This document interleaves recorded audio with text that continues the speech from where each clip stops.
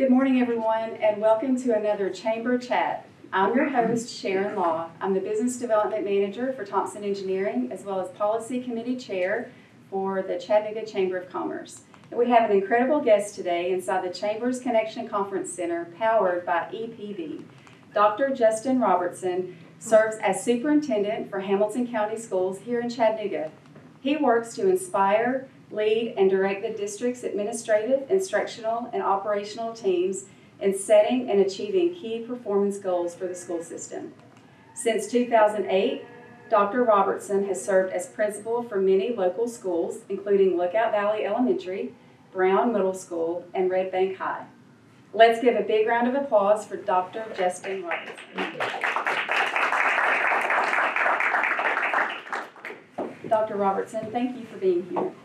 The district is currently in strategic planning. This is the first strategic plan under your leadership. What are your key priorities and what do you need from the community? It's a great question. So first of all, thanks for having me. Appreciate the opportunity just to come and talk about Hamilton County Schools. I think anytime we can talk about the school system and elevate it in the community, that's a great opportunity. So strategic planning to me is one of the more important aspects of our leadership team. About 5 years ago, we started Future Ready 2023. And I will say, and I've said this many times before, that I think it was one of the biggest levers in terms of helping us move the district forward. Systems always had a strategic plan, but the focus on key performance indicators, a clear focus on creating coherence across the district really gave us a path forward. And so a lot of what we're doing is building on what we've learned from Future Ready 2023.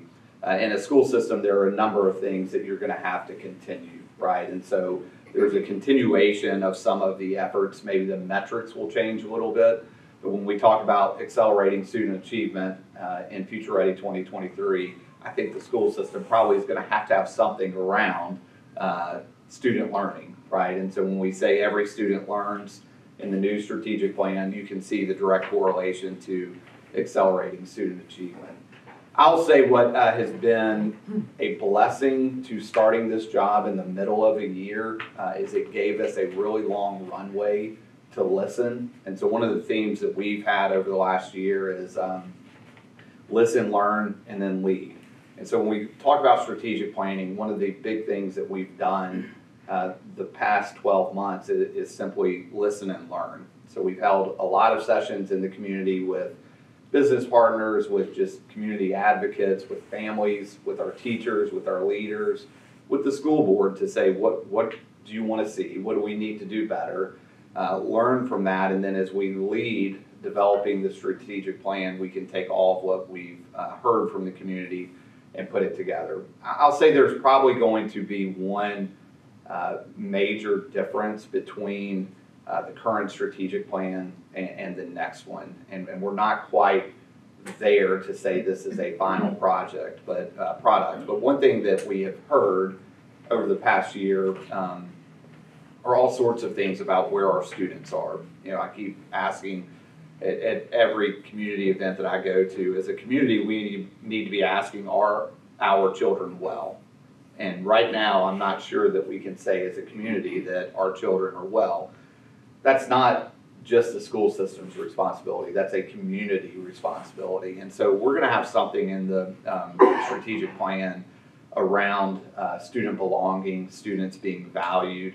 And that's simply saying that when they come to school, we need to personalize their education. We need to make sure that we're connecting with them, that we're helping them learn how to connect to other students, learn how to connect to their teachers, and ultimately learn how to connect to the community. There's a big gap right now for a lot of our students in terms of social capital. When you grow up in a family that has a lot of social connections, the amount of social capital that you already have in high school is much higher than a lot of kids that are coming into our schools. And so part of those connections to the community are helping them build equity so that as they come into the workforce or come into a post-secondary opportunity, they've got connections that can help them through that. So I would say as we move into finalizing this strategic plan, you're going to see a lot of same things from the previous strategic plan, but you're also going to see a large emphasis around making sure that our students feel valued, that they feel belonging, and that they're connected in schools. Well, here's something that's on the top of people's minds.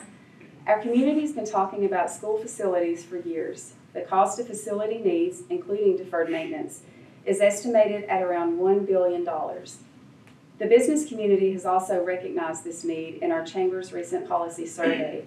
How is the school system approaching this issue, and can you comment on the task force created to address this need? Sure. So that $1 billion was in, I think, January or February of 2020. It may be a little bit more. I'm sure. I just bought a house. I think everything's gone up, right? And so that might be a little bit more than what it was almost 3 years ago. Facilities continue to be a need.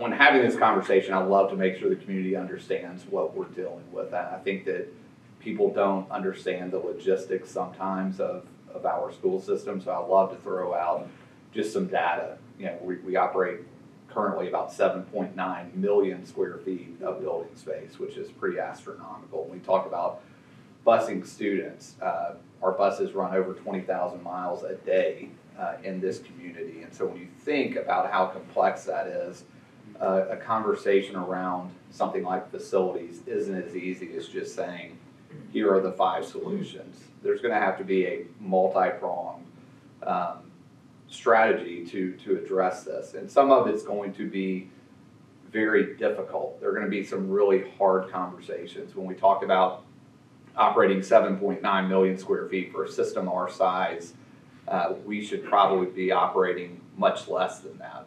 Can't tell you exactly what that number is, but when we talk about 76 campuses for 45,000 students, that number probably needs to be somewhere in the 60s. That's a really hard conversation though, because as a community, what you've heard in Chattanooga, and as I was applying for this job and just growing up here, I've heard these conversations. You hear a lot of people talk about wanting community schools, wanting small learning centers. Well, those are expensive to operate, and not only are they expensive to operate, but the deferred maintenance on those buildings continues to grow. And so one strategy is we're going to have to, at some point, as we move forward and we start talking about new construction, we're going to have to think about how are we lowering our square footage, right? How are we lowering the number of campuses that we have? In terms of a strategy for facilities, so there are a couple things that I believe as a district we need to focus on. One of them, just mentioned, we've got to lower our square footage.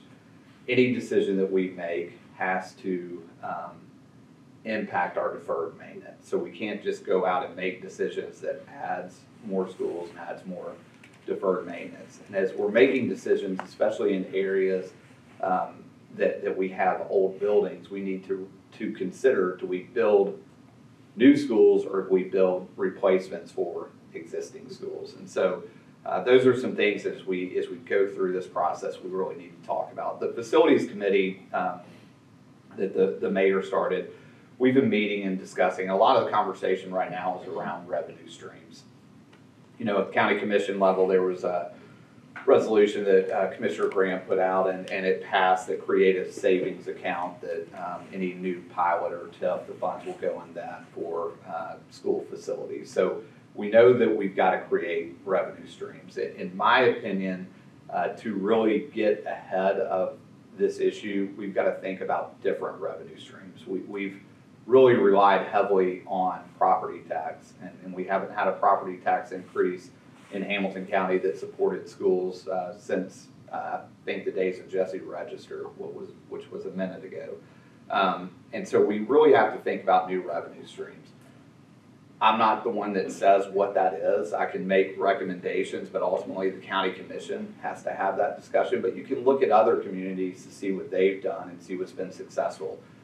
Williamson County is always kind of that county that you're chasing, right? If you're talking about academics, we're chasing, like we want to catch Williamson County. If you're talking about facilities, we want to catch Williamson County.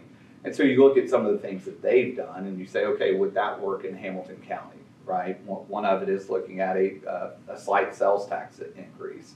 And what Williamson County did is went to all the municipalities and said, if we do a 0.5-cent sales tax increase for X number of years, I can't remember what it is, but we'll take all those funds and put it into school facilities. Had a huge impact in Williamson County. What's great about that is we have a pretty heavy tourism industry, right? And so it's not just Hamilton County residents that are paying for that cost. It's people that are coming in that are spending their tourism dollars. So whatever that revenue stream is, we need to think about a new revenue stream. We know that we've got some immediate issues. You think about conversations around Howard, right? We've got some overcrowding at Howard that we've got to address. We have a lot of deferred maintenance. What I will continue to push on is, as a community, are we okay with the current condition of facilities that our kids are attending schools? And what is that standard? That cost is only going to get more. So the longer that we kick this can down the road, it's going to become more and more expensive to our community.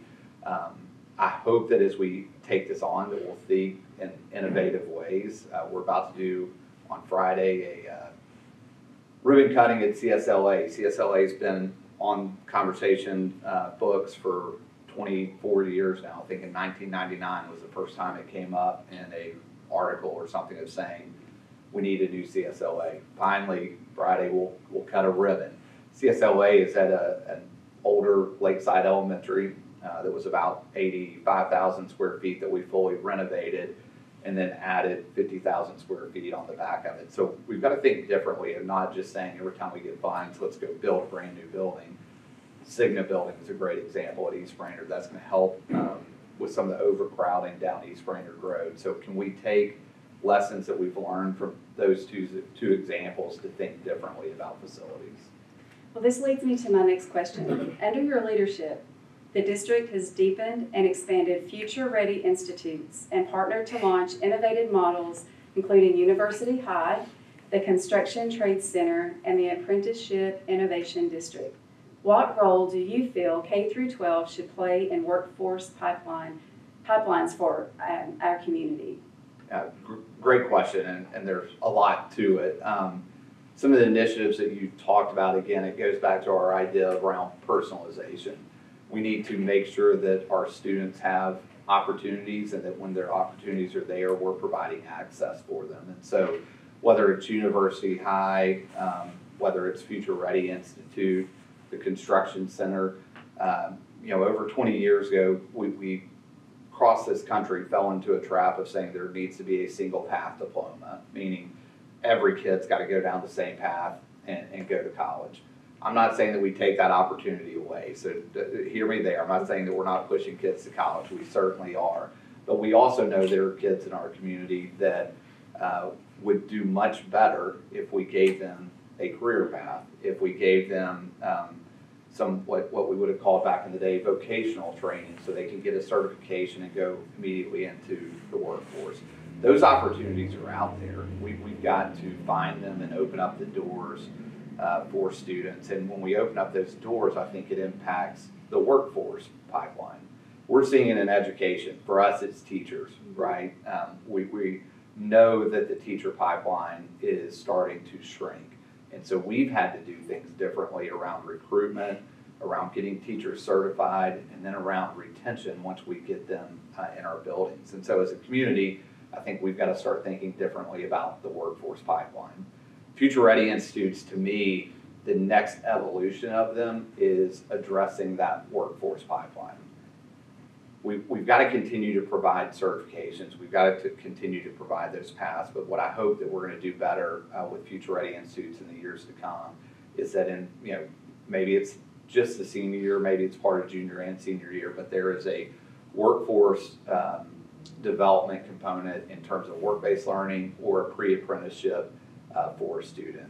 The Build Within initiative, to me, is one of the most exciting things that's come to Chattanooga in terms of the workforce pipeline. And the opportunities, not just for our students, but for adults that have recently graduated to be able to get onto a platform and immediately connect with businesses.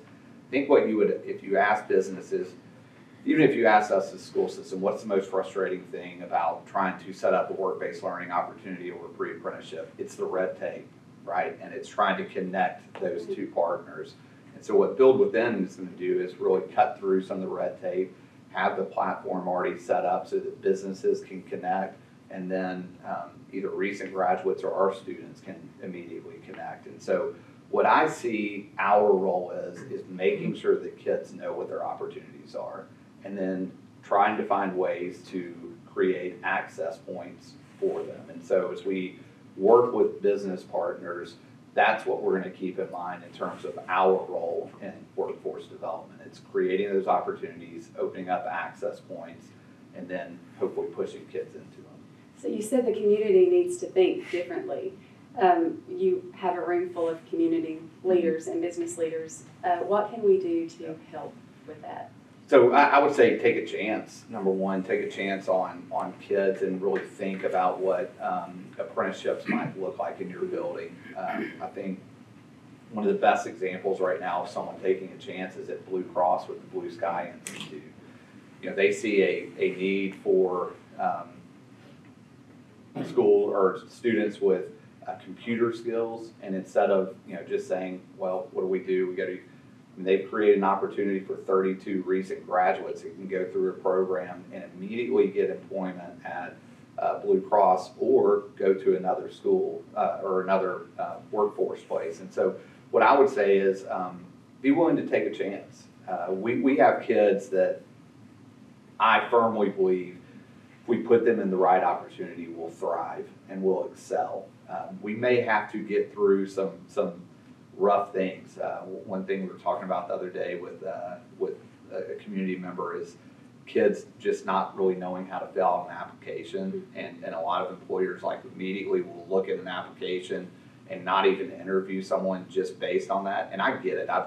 With teachers, I've done that, right? But I think if we could help get past those things that have been stumbling blocks for people, students in the past, we could help with the workforce development and help with that pipeline. So the biggest thing I would say is be willing to take a chance, and when Build Within is fully up and running, is really connect into that platform and really think about how apprenticeships and pre-apprenticeships could help. On a related subject, as a business community, we often look for solutions to incorporate more STEM learning in schools. In what ways does the school district partner with outside organizations to create authentic STEM learning connections? Yeah. It's a really good question. We started the STEM high school, I believe, in 2011. It's been wildly successful. What I love about STEM is it's innovative, but at the same time, it's really the foundation of it is based in really best practice and based in standards. They were doing standards-based grading before we were even talking about it. And so I would point to the STEM school as saying that's probably the catalyst for our connection with the community in terms of STEM. Another big milestone would have been 2017 with the E-Labs. A lot of businesses, you and I were talking earlier about your connection with the E-Labs, but the E-Labs have been a massive investment from this community, partnership with Volkswagen, the state of Tennessee, PEF. And so those partners coming together to say, okay, how can we really impact learning in schools? What's amazing currently is that we're pushing down into elementary schools. And so for the first time in that process, we have kids that are starting in a feeder pattern in elementary that have access to an elementary E-Lab and can go all the way through high school. I think our next evolution, and this really kind of ties in maybe to our last question about workforce development, is how do we think strategically about what that path looks like. And conversation with the Blue Sky group the other day, we were talking about how do we get more computer science opportunities in elementary. Can't start them in high school. And to me, the elementary E-Labs are a great path to say, here's an opportunity. Let's think about how we can clearly articulate a coherent path from elementary to high school and what that might look like. STEM is starting in partnership with PEF, micro-credentialing for kids. So basically they're going through a course or showing a skill, and they get a micro-credential, like a badge almost. And how do we think about that even at the elementary to say, kids get excited when they get something. And so if we can show that a micro-credential, gives you something, but really clearly articulate a path through computer science from the elementary E-labs all the way to high school, to me that helps with the workforce development. A lot of businesses, in terms of tying into the STEM, sometimes STEM becomes STEAM, and so there's art, so there's an art component where people have been involved.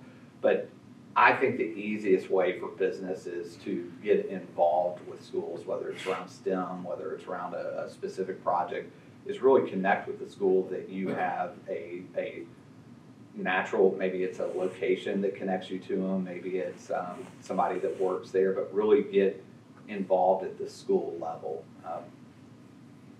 District office, sometimes we do things well. One thing we don't do well is sometimes we get in the way. And so if you just go straight to that school and start to connect with them and build partnerships at the school level, to me, that's the best way to do it. Moving on to our next topic, in January of 2021, the state legislature passed a retention law saying that third graders must be on track or have mastered the literacy portion of the Tennessee Comprehensive Assessment Program before advancing to fourth grade. The law goes into effect for third grade students during the 2022-23 school year. What do you anticipate will be the impacts of this law, and how is the district responding? Yeah, so really good question. That's a landmine, isn't it? Kind of threw one out there for me to step on. So your secret's safe with us.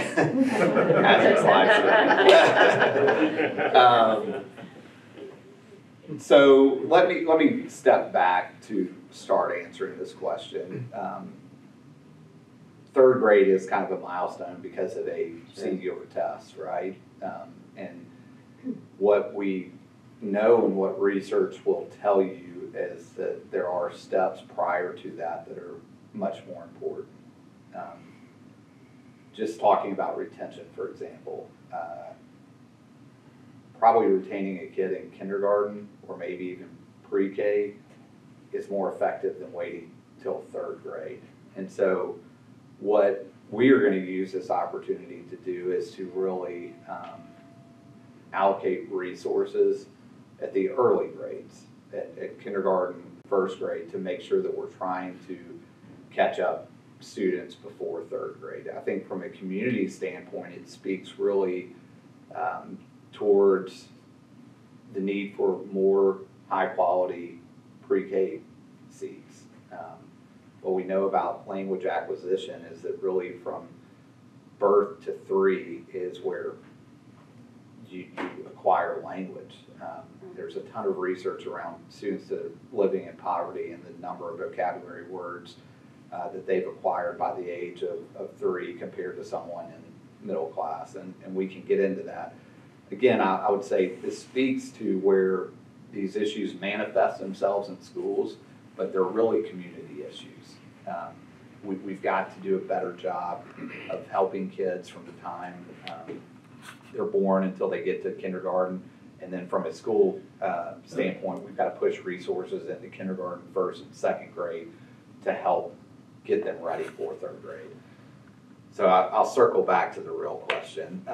The third grade retention, it's going to be difficult for us to manage. There are a number of complexities to it. So there are some, what you call them safety nets, or you can call them loopholes, but there are a number of things that will prevent someone from being retained. So if the student has a disability or suspected disability, if the student is new to the country, if the student's already been retained, right? And so there are some caveats to it that you hear some people saying, well, 60% of kids, what are we going to do? It's not going to be 60% of kids. On top of that, what we also know is that depending on where you fall below expectations, you can opt into either tutoring or to summer programming, which would allow you to matriculate on to fourth grade. There are some details there that we've got to work through, and that is really important for us to continue to work through. I know there is a lot of push currently for people to say, like, let's put the brakes on this. One of the things that that worries me about that is funding for it will end, I believe, in 2026. And so if we don't have some really good data to show that, you know, the high dosage tutoring works or the summer programming works, my fear is that at the state level, funding for that will go away, and then we'll be stuck with this law that's not funded. And so I won't go into personal opinions about it, but what I believe is that we've got a law here. We need to try to do the best we can to implement it well and really push supports down to kindergarten, first grade, and then do a great job of high dosage tutoring, the summer programming. Let's see what happens, and then if we've got good data around it, hopefully the state will continue to fund it. You know, this isn't new. There are other states that have done this. It's not like Tennessee just came up with this. You can look at Louisiana, for example. Louisiana has done some similar things, and so we'll learn as we move on and learn from them. What we believe is that we want kids to be on track, and that's going to start early, and we're going to continue to work through it. I do think anytime I get the opportunity at this, I want to make sure we hear all the time about this, that people say kids can't read. That is not the case. Passing a third grade test doesn't mean that a student can't read. It means they didn't perform well on the test. So I talk about this all the time. We all know some of our friends that didn't score well on the ACT, right? Went on to college and did great, very successful in business. Just because they didn't hit the mark on the ACT reading doesn't mean they can't read.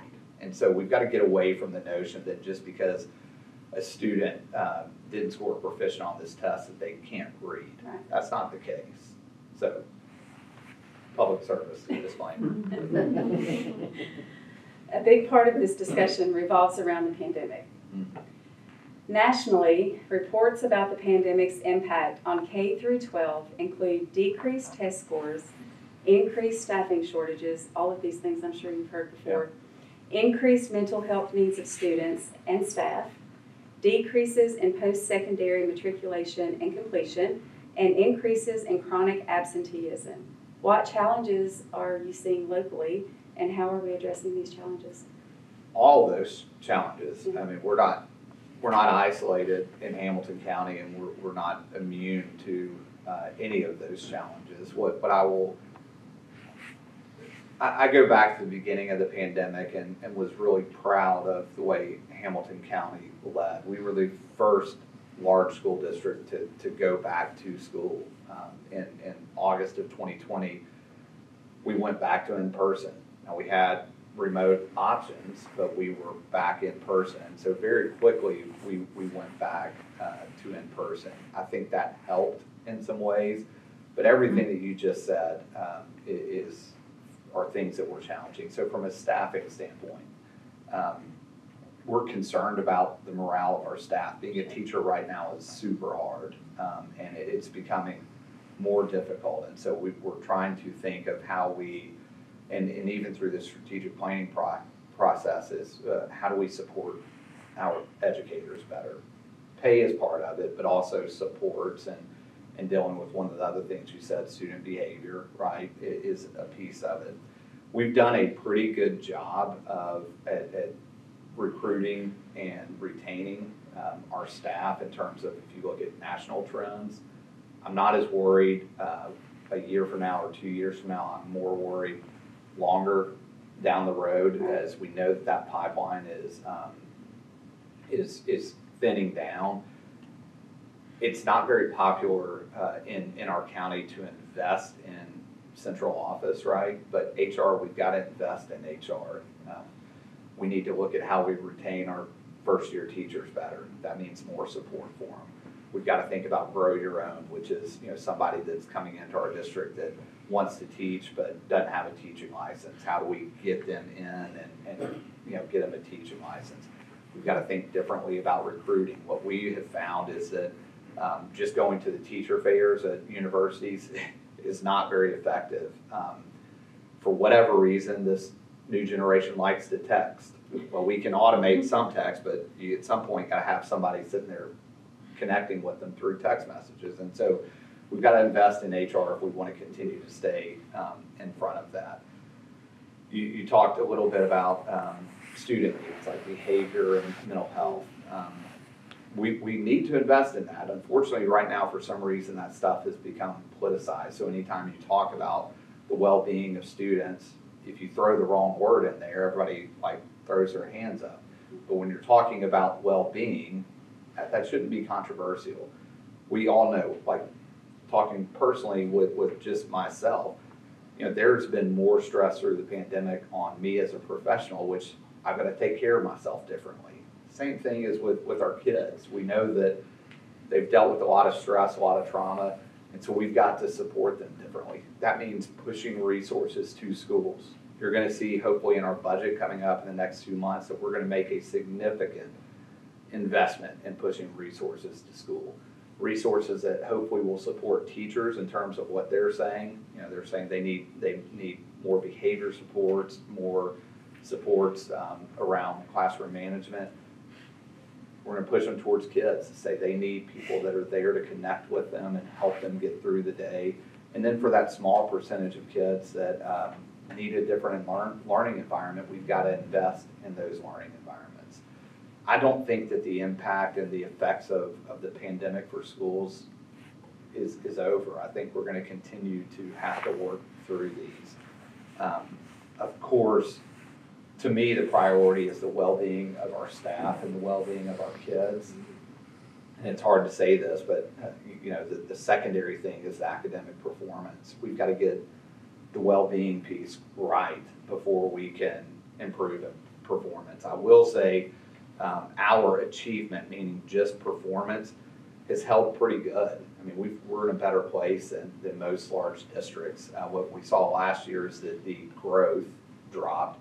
And that growth is reflective of, you know, several large districts coming back in person, and so their slope was much steeper than ours in terms of growth. But flat achievement, you know, we've continued to hold pretty steady. One more question, but not the final. We decided to go off script just a little. What are you most hopeful and excited about for our students and the community?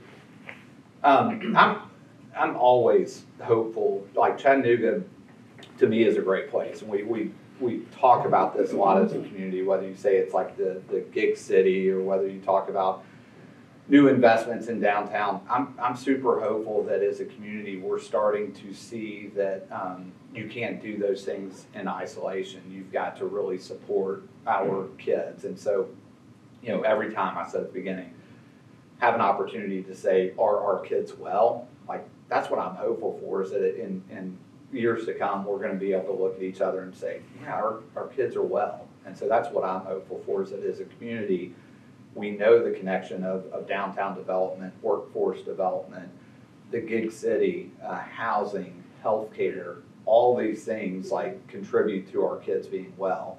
And what I'm hopeful for is that the community understands that and will buy into it, so that, you know, again, years to come, we're going to look at each other and say, yeah, kids are pretty well. Good. This is truly the final question for you, Dr. Robertson. It's a new year, and Dr. Robertson has a word for 2023, and he is here to inspire us today. Well, you asked me if I like and I told you I don't really do resolutions. Yeah, we don't really do resolutions. Yeah, we're kindred spirits there. What I said, you know, I had a person I worked with several years ago that, can't remember what it's called, but it's like a one-word challenge. Like for the new year, you pick one word that's going to stick with you. And this, some of you probably laugh when I say this. Mine this year is balance, right? And so when you think about balance, whether could definitely say from work to family life, like I need to have better balance there, but it's also balance in other things. So when we have conversations about academic press and personalization, balance fits. When we talk about, you know, our connection with workforce development, balance fits into it. And so as I go through the year, that's what I'm thinking about is, you know, trying to stay pretty balanced, whether it's in my emotional state or not getting too worked up about things, or just thinking about kids, is how can we balance things to make it better for our students. Well, I think we can all agree we all need a little more balance in 2023. That wraps up another insightful Chamber Chat session. I'd like to thank you all for joining us today, and thank you to our viewers for watching at home. Stick around for the Q&A, but before we do that, let's thank our guest, Dr. Justin Robertson, one more time with a round of applause.